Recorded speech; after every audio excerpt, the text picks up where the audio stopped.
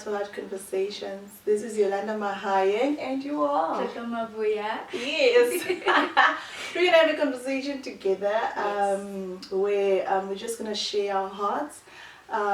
Just for everyone to connect. I just pray that everyone connects with us as we just share our hearts and our minds and what God speaks through us, just to connect. Yes. Yeah. What I want to just talk about actually is identity.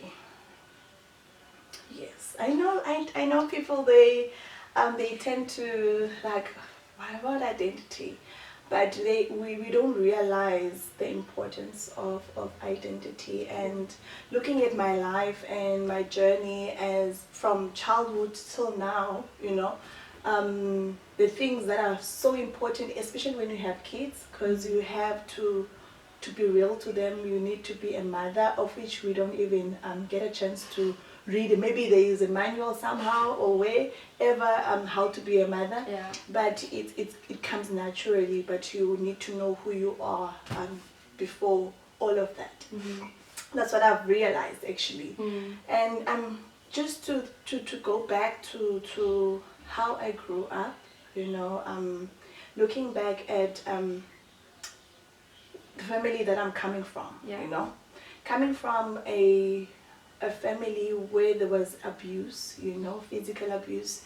And as a child, I think, actually, it's not like I think, that's how it was, I never get a chance to talk to someone, talk to someone about how I felt. And I strongly believe that everything that happened, it kind of created an identity, that I ended up being the person that I thought I was. I thought that's who I was, being this secretive person, being this, I couldn't cry. I remember people used to laugh at me because I couldn't cry. If ever there's something happening and I'm thinking, I'm supposed to cry. I never even shed a tear. I remember when my aunt passed away, my grandma passed away, and people were it was an emotional thing happening. People were crying because we lost a mother, we lost a grandma, we lost an aunt. But as much as it was so painful to me, I couldn't shed a tear. And looking back, thinking from childhood, growing up, it's something that I used to tell myself, that I need to be strong. I can't be so weak, I need to go to school. And all of that, it built up, that even at school I used to be this child that is so secretive. I didn't want people to know, who am I and what is happening at home, because everyone was so happy, everyone was joyful. There were things that were happening around, but I didn't want anything to come into my space, because what if someone comes to my space and they get to realize what is happening behind the curtains, and get to know who I am, and I was so scared of people to laugh at me. I never knew that probably they're also going through the same thing or whatever the case. I'm a child, so I'm allowed to be to not to think of those things. And I used to be this person that used to sit in my room, I would do whatever that I want to do, or I never had friends. The friends that I had were school friends. They were there at school friends. I never shared anything. I think the only one friend that I would tell her what happened, but I wouldn't go deeper to what really happened, because I'm trying to sugarcoat, because I had trust issues. It was difficult for me to trust someone about whatever that I'm going through. So I think with all of that, it made me to be aware of my surroundings, to be aware of who comes to me, that I even struggled to go out with guys, because I was like, I don't want any man that to come into my space, But one thing that I knew that this I need to master was to get to know men. How they think and how they do things, so that maybe if ever I try to understand them, maybe I will understand myself. That's all that I had in mind. And so I would keep them at a distance to be friends. That I grew up thinking that I'm so comfortable in being with guys more than with girls, because for me, my whole thing, the only thing that I wanted to do was to get to know them, get to know them, and to understand them, so that they will never break my heart, they will never come to my space and try to take out what I love, So I had that protection over my heart. Then I built this character that is secretive, that is I was this person, man, that when I try to think about it, I would say that I was maybe two-faced. I'm this person that at home I need to be an angel. I need to be good at home. They need to see me. I need to study. I need to do this. And when I'm around my cousin and my sister, I had to be this person that I want to be free. I want to be free. I want to do whatever that I want to do. And knowing the things that made me to be like that, it ended up being something that I would do every day, which not every day, like most of the time, like alcohol. I would drink. And that would calm my nerves. It would make me feel much better.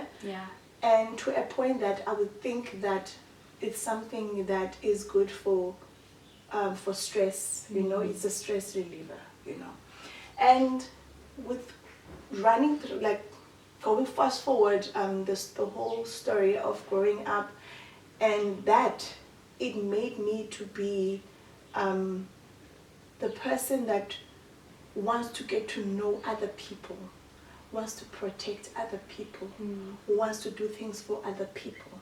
And I grew up like that, drinking when it comes to my things, but for other people, I would support, love, because I don't want people to think that I'm stressed, I'm frustrated, And stressing was not even part of my vocab, because every time when I developed this skin problem, I remember when I went to the doctor, and the doctor told me that it's stress. I'm thinking, stress? I remember I even told my sisters, like, the doctor said I'm stressed. I'm like, no, I'm not stressed. And now, come to think of that, it's things that we're trying to numb them. We put them in a box. We're trying to run away from them because you never thought that you would be stressed. You never thought that you'll be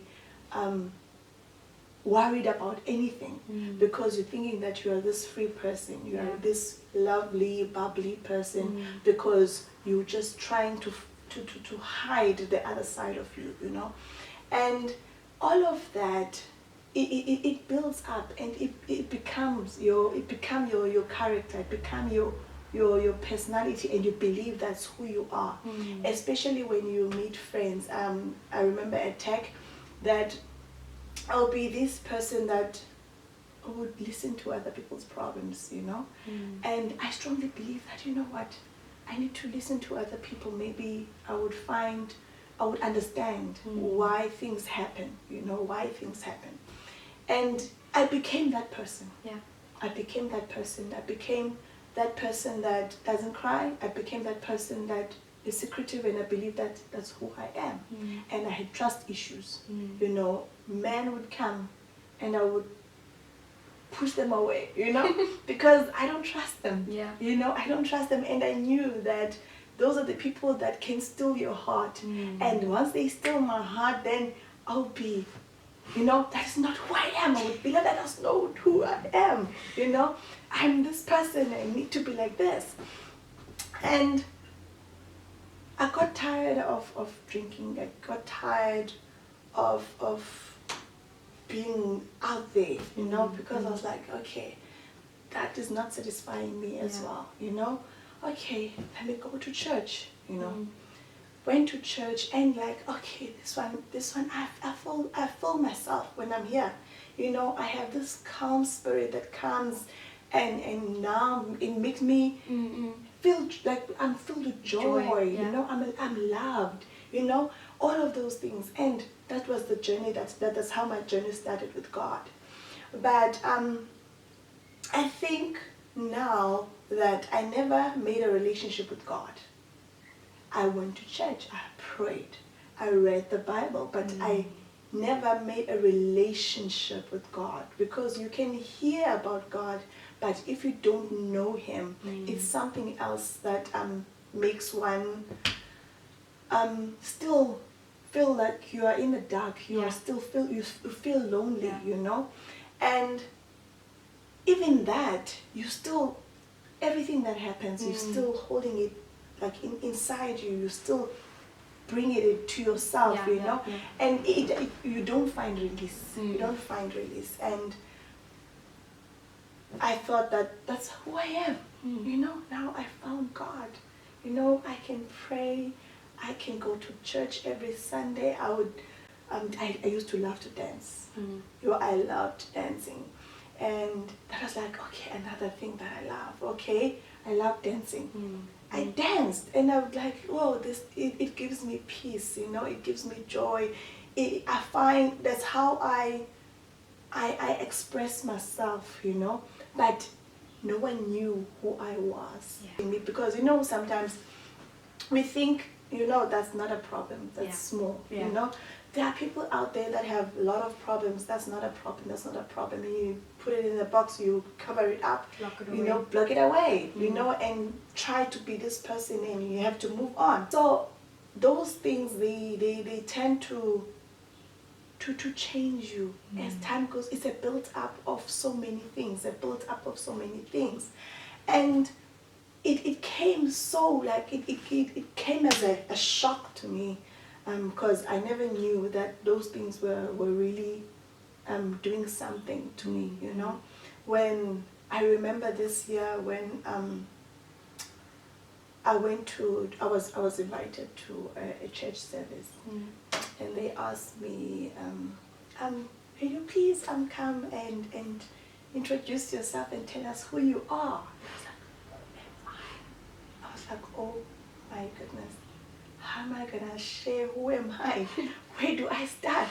Is it like an interview type of thing? How do I tell them my name and my surname and what do I say? You know? And that, it really triggered so many things. That who are you?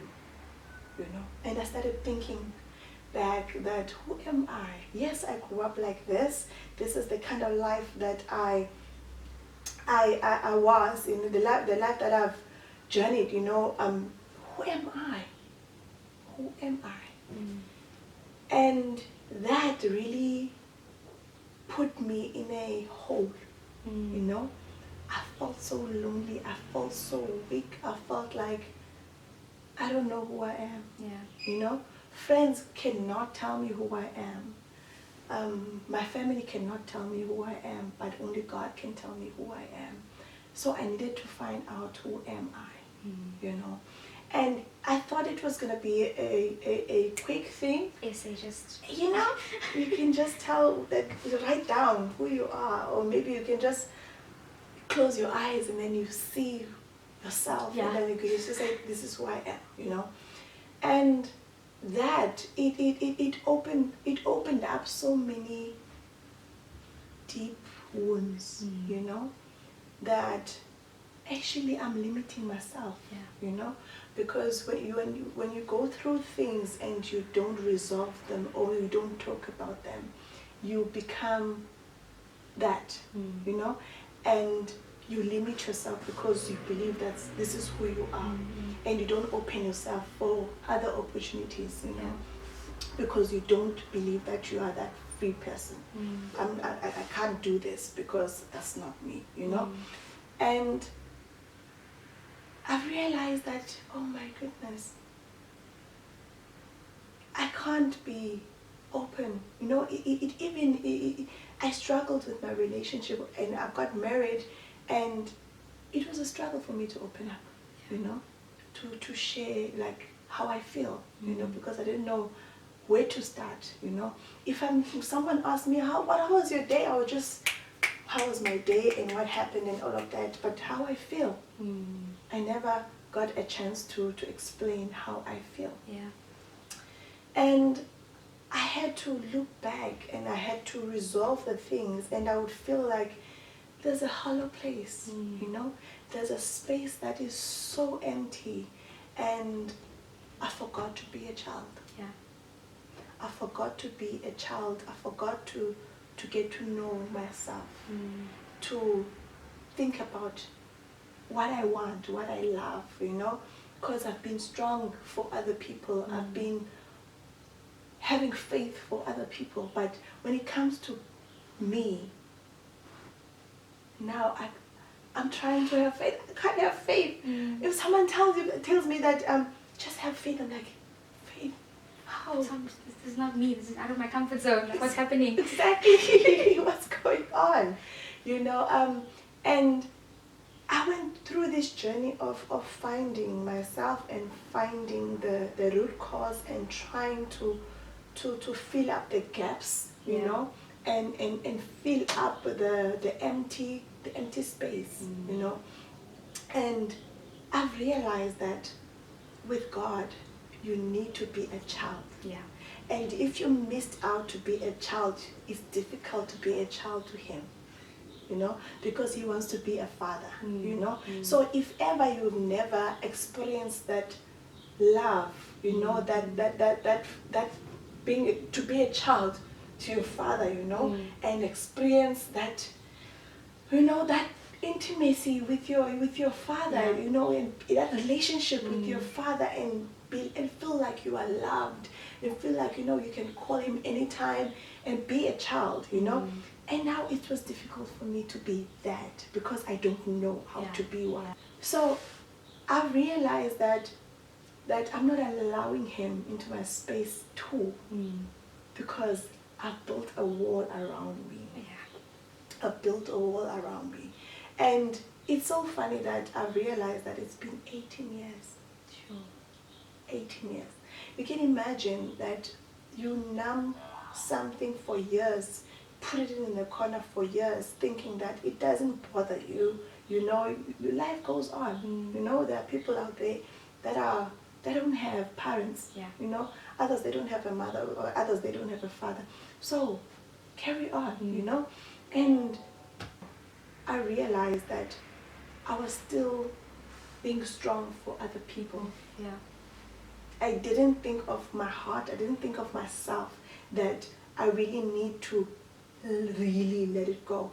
And I've been praying for freedom, I'm praying for freedom, praying for release, but I didn't know what is it that I'm releasing. I didn't know what is it that I want to be free from, you know. And God is like, I'm here for you, you know, I'm here. But it was all in my heart, being blocked in my heart. It's like I locked that box and I threw out the key, you know, and it really hurts. You know, it really hurts. It really it separates you from people, because especially when people talks about their past, and then you feel like, wow, that's a good thing, and you are happy for them, like fully happy for them. But when you go to your space and you realize that, like, what is it that makes you happy? Ask myself, what is it that makes you happy? You have, like, I have a job, I have sisters, I have my mom, I have my dad is still there, you know. I have my husband, I have my kids, I have people around me. But why are you still empty? You know? And I realized that it's the character that I've built for so many years, the identity that I have adopted, you know, and thinking that this is who I am, you know. But I got to a point where I had to let go, you know. And I'm so happy that I found out what was the root cause. Because I remember when my dad came over, you know, to see us, and I believe that that's the time when God released me. Yeah. He released me, you know, and I got to talk to him. I got to release. I got to understand, you know, why things happened. You know, I got to understand why am I like this. You know, because I never thought that really affected me. Yeah. You know, Yeah. and only when I'm like 33 years old, only now it comes. Yeah. You know, and it hits me because I have kids. You know, I have a career to go to. You know, I have people to talk to. You know, but if ever I'm feeling empty, I cannot deposit things to people if I am empty inside. Yeah. You know, I need to be filled. And I need to be filled with joy. I need to be filled with happiness, you know, and love. Because I need to give love to other people. You know, it's a journey, it's a phase that one has to go through, you know. Even today, it's not like I would say that it's filled up, you know. Yeah. It's still a step-by-step kind of faith that I need to build up, you know, that this is the journey that I'm going to now, you know. I'm a new person, you know. Now I'm trying to even to interiorize that scripture that says, it's no longer I who lives, but Christ that lives inside of me. So here I am now. I need to accept, you know, that this is who I am. Part of the things that want us to talk about, you know, as I've just shared the identity, you know, and what is your thought? Like, it literally is something that you have to spend time with by yourself. It's you have to, I wouldn't say isolate yourself, but make time for yourself. I have this joke with my friends that I go on dates with myself.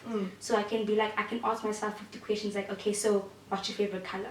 What's your favorite this? And it's like, okay, but it will always be different because you grow. Every time you grow, you're going to find things new, you're going to find things. So identity comes with, it's a building block. You add and you put away. It's you building who you are. And as long as you have an idea of your morals, your foundation, where you lie, it's easier to know where to go. And if you have that moral compass, you will know, okay, if I'm going this way because of 1, 2, 3, 4, not because someone told me I should go there. Exactly. And that's where I learned that a lot of the times I would go somewhere because someone else told me to. Yes, I grew up very much in a spotlight household. So my parents were like the youth pastors of where they were. So a lot of young people would come to them for advice. So we always had people at the house. There was always like, I was that child that everyone knew. I knew everyone, had so many aunts and uncles.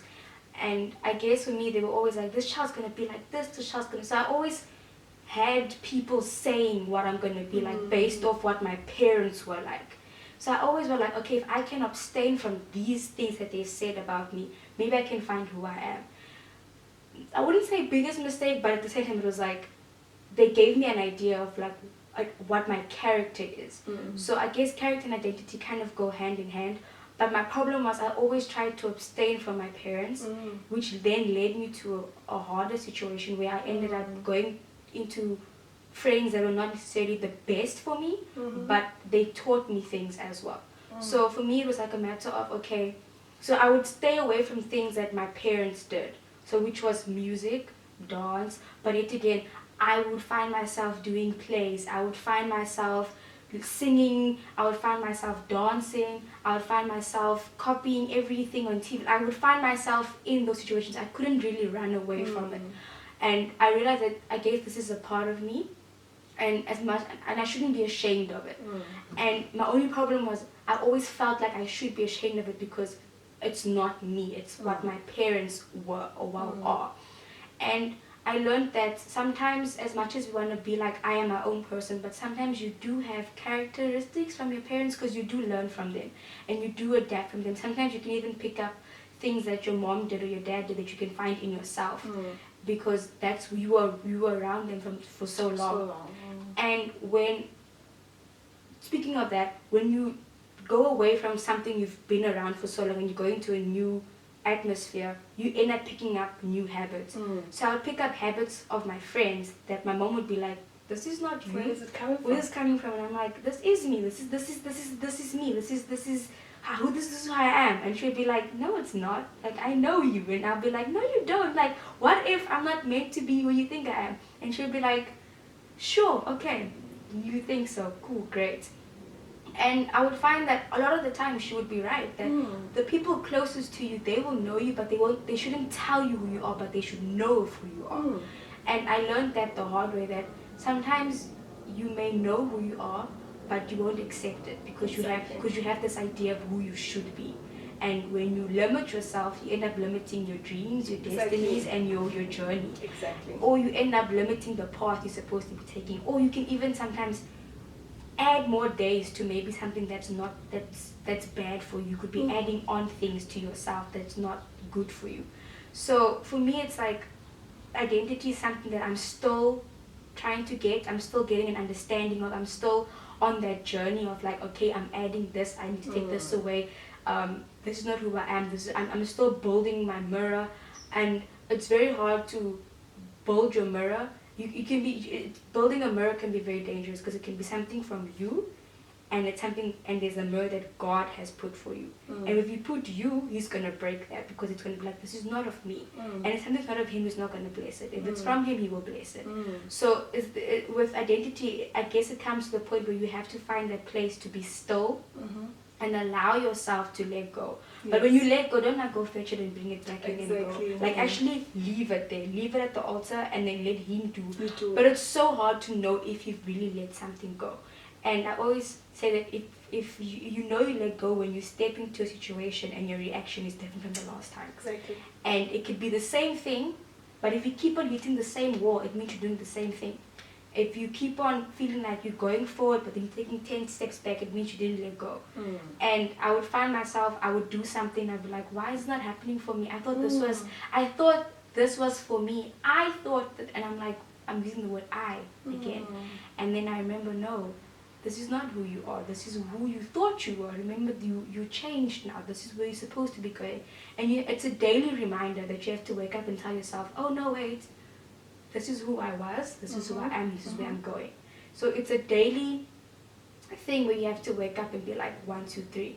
And then you go on with your day. You remind yourself, this is where I was, this is who I am, and this is where I'm going. As much as I want to enjoy my youth, and I want to try things, I'm going to do this and do that, I have to remember, sometimes what you decide now can also determine where things get, which seems so scary for me, because it's like, you feel like everything you're going to do now can determine your whole life. And you remember, wait, but you still do have your whole life to fix things. But now don't be stupid and do things on purpose with the mindset that, oh, I still have time. Because you never know. So do things with an idea that there's tomorrow, but be mindful that there may not be tomorrow. So it's like, as much as like, yes, I have to decide what I want to do now, but at the same time, I do have time, so I can try and figure things out as I go, taking it day by day, doing small things that can obviously be the building block or to build up to the bigger picture. Exactly. So for me, it's like, yes, I'm young, I will get there, but take it day by day. Don't force yourself into things where you know you're not supposed to be in. So I guess, yeah, that's basically for me, that's what I learned from identity, that it's something that you build upon every day. And it will change also as you grow, and you will find things out. You will find things out, my English. You will find things out about yourself daily where you didn't know about. And then sometimes people can point it out, and sometimes God will point it out, sometimes you can point it out. But don't build on just anything, but ensure that what you're building on can also be aligned with the word. If it's not aligned with the word, it's not meant for you. It's not meant to be built upon. It's not the right foundation for you. So that's what I learned with identity, because there's so many things that people find identity in, that they think this is what they're supposed to be doing, this is where they're supposed to be going, but nothing's happening. That should in itself be an idea of like, okay, maybe I'm going about this the wrong way. Perspective. Is this actually where I'm supposed to be going? Because sometimes you can think, okay, cool, I found myself, now what's the plan? And then you find yourself sitting and waiting, because you're like, I thought I found myself, and you're like, yo, but what was your action plan like once you found yourself, you're supposed to plan out. Okay, now that I know this, what am I going to do now?